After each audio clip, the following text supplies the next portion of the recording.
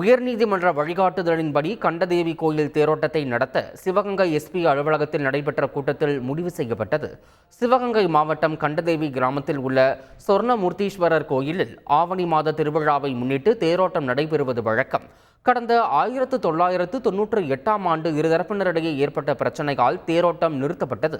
இது தொடர்பான வழக்கு உயர்நீதிமன்ற மதுரை கிளையில் நடந்து வந்த நிலையில் தேரோட்டத்தை நடத்த மாவட்ட நிர்வாகத்திற்கு உத்தரவிடப்பட்டது. இந்நிலையில் ஜூன் 21ஆம் தேதி கோயில் தேரோட்டம் நடைபெறவுள்ளது. முன்னதாக சிவகங்கை எஸ்பி அலுவலகத்தில் மாவட்ட ஆட்சியர் ஆஷா அஜித், ஏடிஎஸ்பி அருண் தலைமையில் ஆலோசனை கூட்டம் நடைபெற்றது. இதில் வருவாய், அறநிலையத்துறையினர், தேவஸ்தானம் தரப்பினர், கிராம மக்கள் என அனைவரும் பங்கேற்றனர்.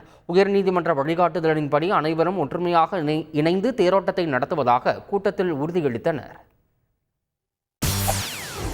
செய்திகளை உடனுக்குடன் தெரிந்து கொள்ள உடனே சப்ஸ்கிரைப் பண்ணுங்க.